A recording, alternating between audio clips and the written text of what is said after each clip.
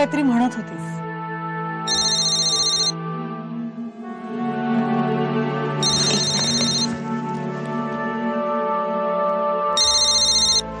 Hello.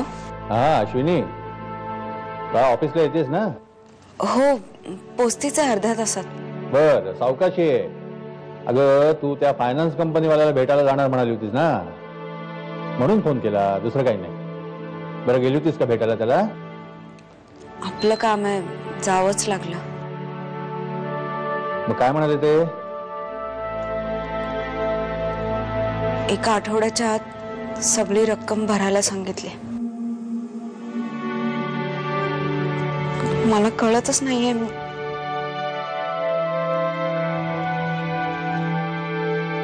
काका, मी बाहेर आहे, मी पोचतेच आहे, आल्यावर बोलू.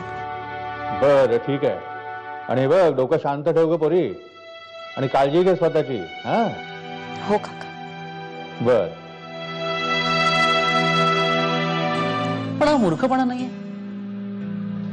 म्हणजे ही दुसरी सरोगेट मदर पहिल्या प्रयत्नात प्रेग्नंट नाही राहिली तर त्याचा विचार नंतर करता येईल. नीता पुन्हा तयार झाली हेच खूप आहे माझ्यासाठी. पण खरं सांगू मीरा, नमिताचा हा निर्णय अतिशय उत्तम आहे. तसंही तिला किटीचं स्वतंत्र वागणं आवडतच नव्हतं मनापासून. आता शोधा सोजवळ तुळशी वृंदावन. तू जाणार रे बाबा, तुला उशीर नाही का होते? निघतोय, चल बाय. बाय.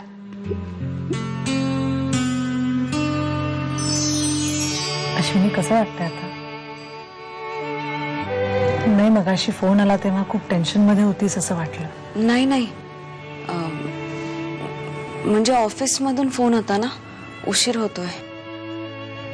बर, खरं तर इतकी घाई असूनही मी तुमच्याशी. प्लीज किटी बद्दल काहीही बोलू नकोस.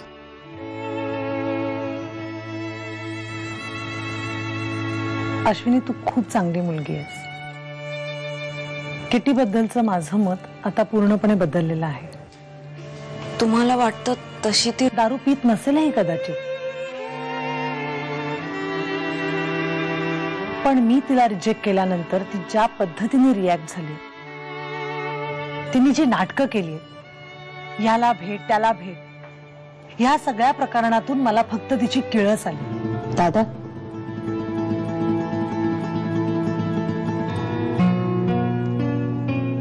एक बोलू? म्हणजे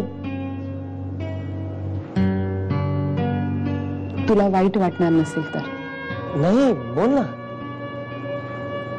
अश्विनीची तू काही काळजी करू नकोस.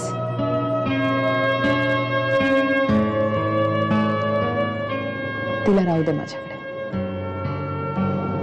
प्लीज. नाही काका, मी हे नाही घेऊ शकत. अश्विनी, अगं काका म्हणतेस ना तुम्हाला, आणि हे बँकेत नुसते पडून तर होते.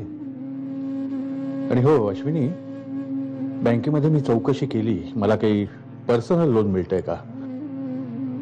पण काय ना अश्विनी, माझं वय अडत आहे ग, त्यामुळे लोन हे 1.5 लाख रुपये तू त्या फायनान्स कंपनीवाल्याने नेऊन दे. म्हणजे तुझी सिन्सिअरिटी त्यांना कळेल, पैसे देण्याची तुझी दानत आहे हे त्यांच्या लक्षात येईल. तू आजच्याच हे पैसे त्यांना नेऊन दे.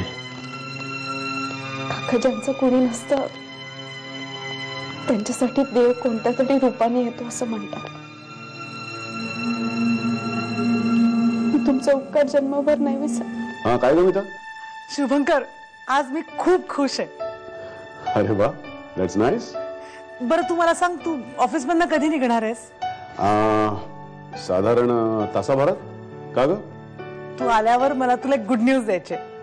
मग सांग ना. आता नाही, तू घरी ये मगच सांगेन. हे काय गीता, सांग ना. नाही, खूप महत्वाचं आहे, त्यामुळे तू आधी घरी ये मगच मी तुला सांगेन. मी फोन ठेवते. बाय.